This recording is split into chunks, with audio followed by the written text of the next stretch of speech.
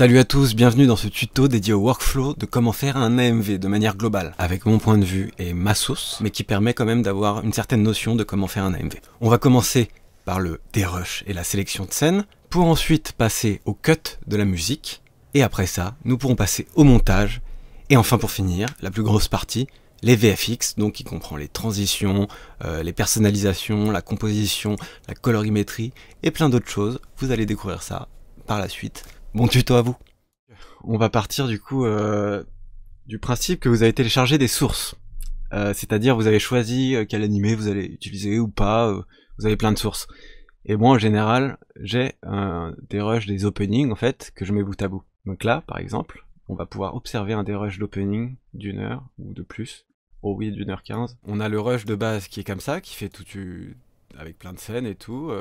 Bon, c'est un seul bloc. Et l'intérêt, c'est de séparer toutes ces scènes une par une, ou au moins les scènes intéressantes. On les découpe, on les découpe, on les découpe, pour arriver à avoir quelque chose où on comprend quelle taille font les scènes, où sont les scènes, et où sont le début et la fin de chaque scène. Comme ça, on peut naviguer entre les scènes déjà beaucoup plus facilement. Et on a des scènes prédécoupées. En fait, c'est comme le dérush sur Virtual Dub. Ensuite, vous vous retrouvez avec ça, comme ce petit rush là, genre plein de petits bouts. Mais c'est pas trié encore, donc c'est genre si on dézoome, ça fait un peu peur, ça fait plein de coupes partout, mais il manque une étape, l'étape de tout revoir pour tout retrier. C'est-à-dire classer dans un ordre d'importance. Moi, c'est ce que j'aime bien faire. Et si je dézoome, c'est la même chose. Mais sauf que, qu'est-ce qui se passe? Il y a tout est dérangé, c'est le bordel, on comprend pas, c'est la merde. Il y a des trucs qui sont partout, on dirait qu'il y a un montage en fait. Mais pas du tout. Donc plus c'est haut, plus c'est probable que je l'utilise. Ça c'est vraiment subjectif, vous faites comme vous voulez. Donc vous voyez cette étape, pour moi elle semble essentielle parce qu'elle se passe après la sélection de la musique. Mais là je voulais vous faire un lien plus fluide, donc je vous parle de la sélection après le dérush. Mais c'est une étape qui arrive après la sélection de la musique parce que pour moi, on peut pas sélectionner et choisir l'importance des scènes si on sait même pas sur quelle musique on va clipper. J'espère que c'est logique pour vous comme pour moi. Juste avant cette étape, théoriquement, on fait le choix de la musique. Et dans un IC, dans un contexte de cours à temps réduit, c'est vraiment important de choisir sa musique au début, pour pas fail et faire n'importe quoi. Voilà ce que je fais moi quand je dois sélectionner une musique. En gros, il y a la première timeline ici, que je dégrise, qui est la musique en entière. Donc la musique en entière, j'essaye de trouver les endroits où tu peux trouver des moments de répétition ou des moments de raccourcissement. Là, on a vu le premier cut, évident. Donc ça veut dire que là, c'est vraiment logique de faire ça. Ensuite, quel est le prochain cut? Ici. Parce que cette phase, je sais qu'elle va se répéter. Elle est juste ici. Et ça se voit en plus avec le spectre audio. Vous voyez que ces deux phases se ressemblent beaucoup. On peut les surligner, regardez. Hop, ces deux phases, elles vont pouvoir être interchangeables. Donc c'est toujours un bon moyen de gratter du temps. Du coup, là, vous avez compris le principe. C'est essayer de trouver les failles de la musique, bien l'étudier, et la découper pour pouvoir la raccourcir. Parce que le but, c'est... Ça, c'est un peu une vision personnelle du truc, hein. Mais pour moi, une musique qui se répète, qui se répète exactement, c'est une musique un peu chiante. Donc, c'est un peu spécial de rester sur une musique de 3 minutes alors qu'elle pourrait ne plus se répéter et durer plus que 2 minutes 30. Là, tu vois, le premier mix que j'ai fait, il dure pile poil 2 minutes. C'est vraiment le mix facile par excellence. Mais je teste plein de versions, genre là il y en a 1, 2, 3, 4, 5, il y a 5 versions du mix. Après tu choisis celle que tu préfères, hein, bien sûr. Il y a des musiques qui sont pas faites pour être cut, hein, et il y a des musiques qui sont faites pour être charcutailles. La plupart des musiques ont quand même un refrain en trop, ou un truc comme ça, un refrain et un couplet en trop. Donc là on a passé l'étape de sélection de musique et de son petit cut. Après avoir fait tout ça, et bah qu'est-ce qui se passe? Bah on fait du montage en fait. On fait du montage les gars, enfin. Et pour le montage, je vais vous montrer version 1, version contre la version 12. Donc moi ce que je fais, c'est que je fais des ours. Donc tant qu'il n'y a pas tout de rempli, j'appelle ça un ours, c'est-à-dire toute la timeline de rempli. Donc si on clique, on peut voir que c'est un gros bordel. Et inversement à la sélection de scènes, les choses importantes sont en bas. Il y a des scènes qui sont là, mais qui durent beaucoup plus de temps que dans la version finale. Il y a des trous aussi. On peut voir qu'à la fin, il y a beaucoup plus de trous qu'au début. Et on peut voir que pas mal de scènes sont déjà là dès le début. Parce que souvent on a beaucoup d'inspiration dès le début. Vous pouvez voir qu'une V1, c'est pas glorieux, mais en général, ça reflète pas mal ce que vous allez avoir dans votre dernière version. Vous pouvez voir qu'il y a une première version du montage où, ce que moi je fais, c'est que j'essaye de placer le maximum de scènes, concrètement ce que je fais. si vous voulez tout savoir. Je prends la sélection par exemple de autres et je la mets là. Donc ce qui fait qu'elle est au-dessus de ma timeline. De ma timeline par exemple de montage ici. C'est-à-dire que j'ai tout mon dérush au-dessus et je le navigue. Je navigue dans mon dérush. Moi ce que je fais, c'est que j'ai pas envie de louper une seule de mes scènes. Donc ce que je fais, c'est que je regarde toute ma sélection et j'essaye de placer chaque scène. En fait, presque. Un peu, c'est un peu exagéré, mais j'essaye presque de placer toutes les scènes que j'ai sélectionnées. Donc là on était à l'ours 1, donc c'est le premier ours. Il est un peu dénudé, mais on a déjà retrouvé pas mal de scènes principales de la MV. Donc faut pas se dire qu'on va tout perdre.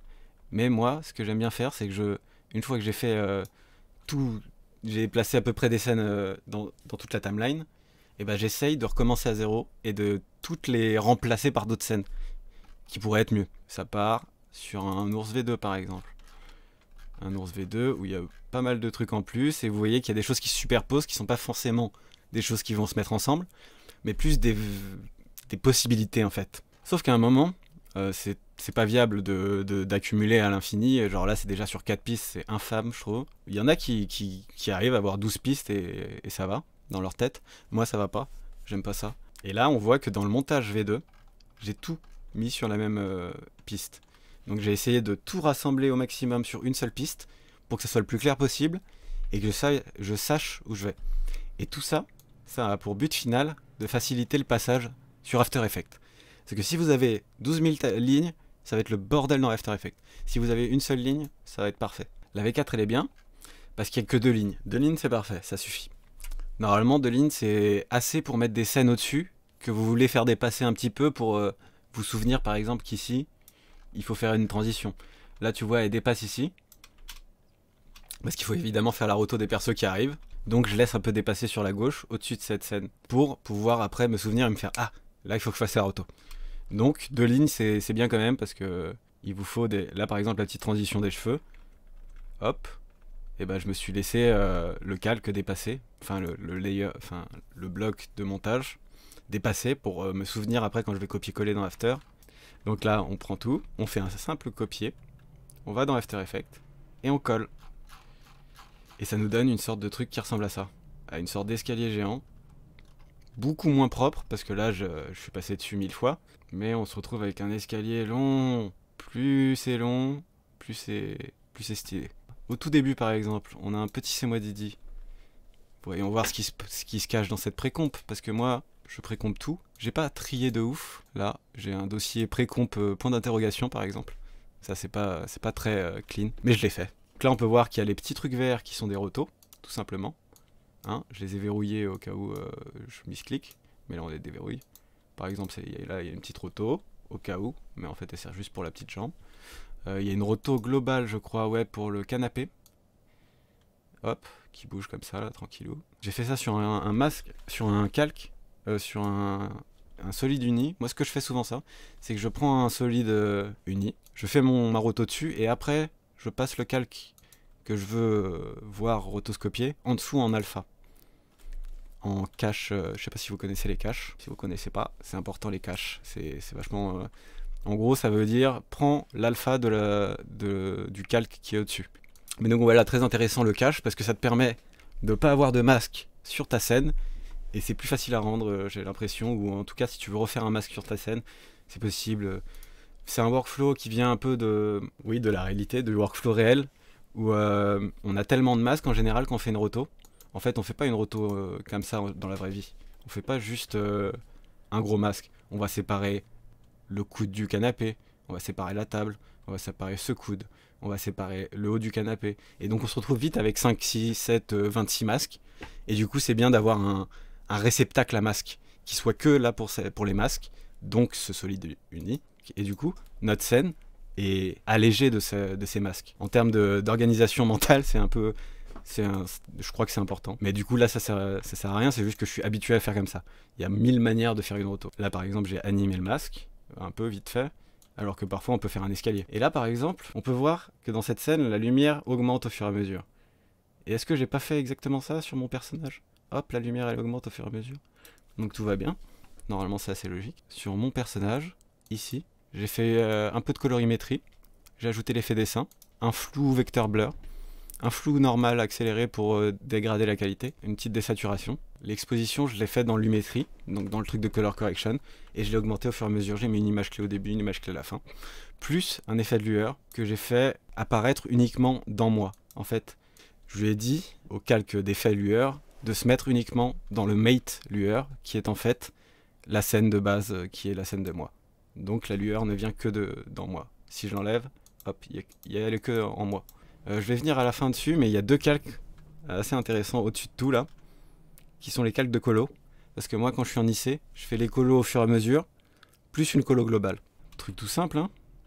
J'ai mis un peu de weed dans son seau, parce que qui a un seau a de la weed. Aucun mouvement de caméra, il n'y a rien à faire, presque. Il y a juste cette ombre à poser, parce que vous voyez le seau, il fait une ombre sur la droite, et ben on recrée l'ombre de la weed, pareil. Ok, j'ai simulé la présence du feu en lumière sur la weed, en appliquant un effet d'exposition. Puis, sur l'exposition, j'ai appelé une expression qui permet de rendre cette valeur aléatoire, cette valeur d'exposition. Selon des critères que je choisis, il y a une fréquence et une amplitude. On peut voir que j'ai fait un petit masque. J'ai dit à l'exposition de faire que dans ce masque-là. Et on peut voir que du coup, ça... Si on zoome bien, on peut voir que ça clignote un peu. C'est des petits détails, mais qui font que dans des scènes comme ça, hyper fixes, on y croit, quoi. Parce que sinon, il n'y a rien qui te dit que c'est ensemble, en fait. Alors que dans l'animé, le personnage n'est pas du tout éclairé de manière fluctuante. Hein. Mais c'est juste vraiment pour le petit détail qui fait plaisir. Alors, ce qui est intéressant dans cette barbe, c'est que la lumière change. Et du coup, j'ai dû recréer l'ombre qui se décale comme ça, puf, du bas vers la droite. Hop, avec une petite transition là. Tuc, tuc, tuc. Pour ce faire, j'ai utilisé la même méthode, c'est-à-dire que je fais des masques et je dis aux effets que j'applique de ne s'appliquer que dans les masques. Pour ce faire, il faut appuyer sur E pour afficher les effets. Déployer l'effet que tu veux uniquement voir dans un masque que tu fais sur ton calque. Hein. Et après, le masque sera plus appliqué en tant que masque, mais juste en tant que masque repère pour l'effet. Tu vas dans Options de composition, tu fais plus, et ça va t'ouvrir ça. Et normalement, si tu n'as qu'un masque, ça va te prendre direct le masque 1. Moi, c'était le masque 2 que je voulais. Et du coup, l'exposition n'est que dans le masque 2. Je sais pas si vous comprenez. Et ça prend le phaseur du masque, tout l'expansion du masque, etc. Donc c'est vachement pratique. Au lieu de faire un calque d'effet, de machin, de faire de l'alpha, de machin truc bidule, tu vas direct sur ton calque et tu appliques directement ton effet que tu veux délimiter avec un masque que tu fais directement sur le calque. C'est un peu contraire par rapport à ce que j'ai dit tout à l'heure avec l'objet, le solide nul, le solide uni, qui sert de réceptacle à propriété. Là, c'est l'inverse. C'est qu'on met tout dans un seul calque et on se casse pas la tête. J'ai fait exactement la même chose pour les lunettes, j'ai séparé les deux. Ah oui, là, j'ai changé la couleur, je pense, avec teinte et saturation, tout bêtement. L'ajout de joint. Donc l'ajout de joint est assez représentatif de mon AMV. Bien sûr, une étape de rotoscopie des mains, les petits escaliers verts. Je l'ai mis en vert parce que rotoscopie égale vert. Il y a une petite étape de tracking, mais je pense que je l'ai fait directement sur les calques, alors que d'habitude je le fais avec un objet nul. Regardez, si on dézoome, on voit que là il y a un petit chemin qui se trace, qui se dessine. Poup, poup, poup, poup, poup. Sur le calque même, j'ai rajouté du dessin animé et du flou pour dégrader la qualité. Et là, mon effet, qui est un peu dégueulasse parce que la roto est un peu mal faite, mais l'effet des yeux. Et là, tout de suite, c'est une plus grosse composition, je sais pas pourquoi. Scène très courte, qui va très vite, mais qui a nécessité de tracking, de roto et deux yeux globuleux. On a un tracking de l'œil, du coup, sur un objet nul. Un objet nul, c'est un objet qui sert de réceptacle à propriété, mais qui n'a aucune représentation graphique. Enfin, c'est un objet nul, quoi. Il sert juste... C'est comme un calque, mais qui ne se voit pas. Donc c'est juste pour mettre des propriétés dedans, notamment des propriétés de déplacement. Alors, j'ai triché en faisant une image fixe de ces deux personnages, séparés bien sûr, un pour le gauche, un pour le droit. Et j'ai juste fait une freeze frame, voilà, et je les ai fait arriver un peu comme s'ils arrivaient comme dans l'animé, quoi. Même si dans l'animé c'était un peu plus naturel leurs petits mouvements. J'ai quand même fait ça, et j'ai pas fait ça. En fait, ça, le truc derrière, là, des cercles, c'est un des templates par exemple, que j'ai accès dans ce pack. Donc n'hésitez pas à tricher, ça fait gagner énormément de temps.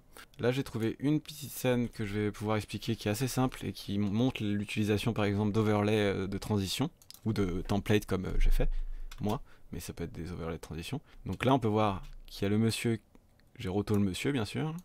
Le monsieur au premier plan. Je vous le mets un peu plus gros. Et on voit qu'il y a un petit calque ici. C'est une petite transition template que vous pouvez, que vous allez sûrement retrouver si vous achetez pas le truc en overlay avec alpha ou comme ça en noir et blanc. Et ça peut servir de transition pour faire apparaître des choses comme un petit personnage. Hop, comme ça. C'est une compo qui paraît assez simple, qui est assez simple en fait, mais qui implique des particules et un peu de 3D. On va l'isoler. Bien sûr, j'ai créé le drapeau du coup, seul. Enfin, seul, isolé quoi. Oui, je l'ai aussi fait seul. J'ai ajouté une petite déformation là, pour qui colle bien à la barre de l'animé. Et j'ai mis du flou bien sûr, parce que sinon c'est hyper net. C'est une particule en fait. Les particules, c'est juste un système, un truc qui permet de répéter des instances. Mais tu peux faire une seule instance en fait d'un truc. Tu peux faire une particule qui est en fait un drapeau. Le principe, c'est de créer un émetteur, enfin un point dans l'espace, qui va émettre une particule. Et cette particule, au lieu d'émettre une particule, genre un point, comme vous connaissez, on va émettre un modèle. Dans Stardust, les modèles, ça peut être beaucoup de choses. Mais on connecte un cube de modèle, du coup. Et là, on lui a demandé d'être une primitive, donc une forme basique. Ça peut être un cube, un cercle, un torus, et là, dans le cas actuel, un plan. Donc là, je peux le lier à un nul, à un objet nul, bien sûr, qui s'appelle flag control, et ce flag control me permet de le déplacer beaucoup plus facilement qu'au lieu de rentrer dans le calque Stardust à chaque fois, de chercher et de galérer à le trouver. Le modèle, qui est un plan, on lui donne une dimension qu'on veut, bien sûr. Ensuite, on va lui appliquer un matériau, et là, tu vas lui appliquer une texture qui s'appelle texture, pour moi, qui est une précomposition invisible, donc, qui est juste tout simplement ça, un plan à la même dimension que le plan qu'on a créé dans Stardust, la particule qui est un plan, et on lui colle ça dessus en fait, une texture, grâce à ce node, à cette étape matérielle. Après, on lui applique une déformation, avec ce petit node de déformation, genre si je l'enlève, tout est plat, si je le mets, hop, ça fait le mouvement selon un fractal noise. Donc tout bêtement, je vais vous créer ce que c'est un fractal noise.